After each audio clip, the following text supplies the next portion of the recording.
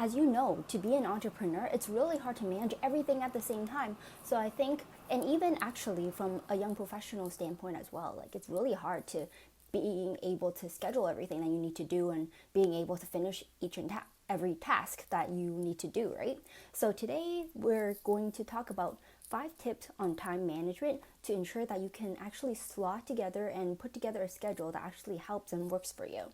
I don't have to party to have fun, you see. I got different hobbies, and that's all I need.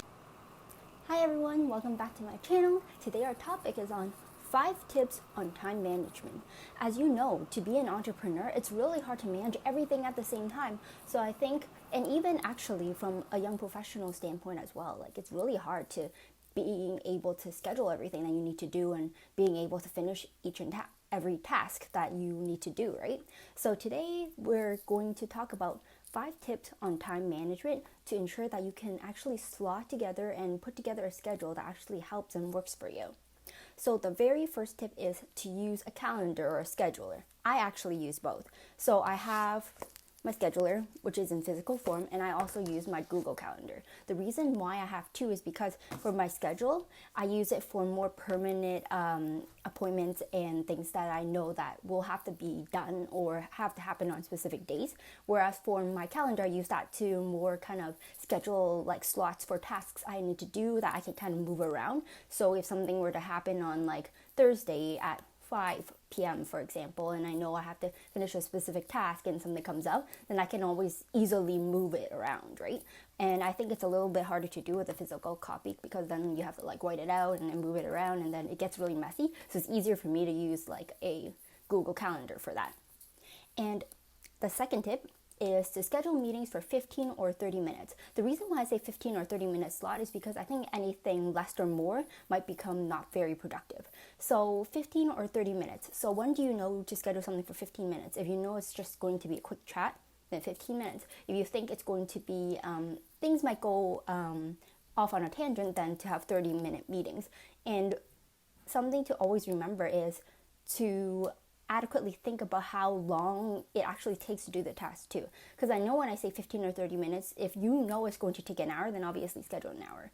But it's just a guideline that you should use for 15 or 30 minute slots, just so for you yourself, you know that I have to achieve this in 15 or 30 minutes or I won't have time. So that's kind of like the objective of having these slots. So the third tip is to always remember to include time for yourself and for family and friends. I know a lot of the times when you're doing 15 million things at the same time, it's easy to forget about yourself or even have time for family and friends. But one thing I've always known and learned is that if you don't schedule that time for yourself or family and friends, you'll never have time for yourself and family and friends. So it's very, very important to schedule that time. Number 4, plan ahead.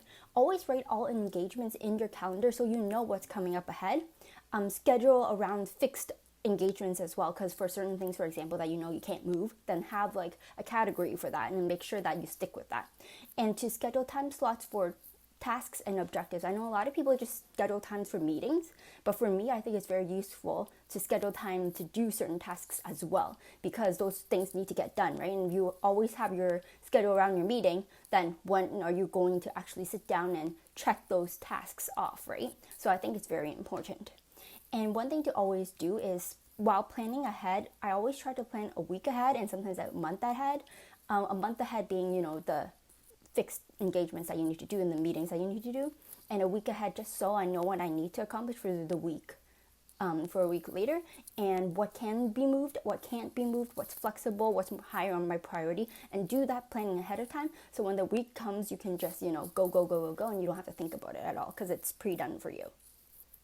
And the last tip, but not least, is prior to every meeting, state the objective of the meeting to those who are attending. I think this is very important because if you start from the beginning saying, okay, these are the 4 things you need to achieve in this meeting and let's go, it's easier for you to say if you go on a tangent to say, okay, the objectives were for these 4 things, for example, and can we take this topic that's also important offline, or we can schedule another meeting to talk about that. So those attending will know that that you actually are addressing their concerns as well, and that there will be another meeting, or you can talk about it offline to address all of their concerns.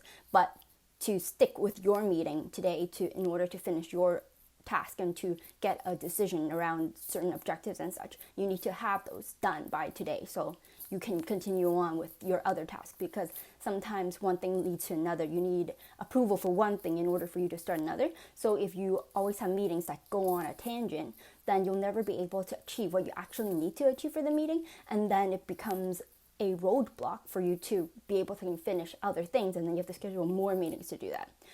So I think it's very important to state the objective at the beginning of the meeting so everyone is aware of what you're trying to achieve.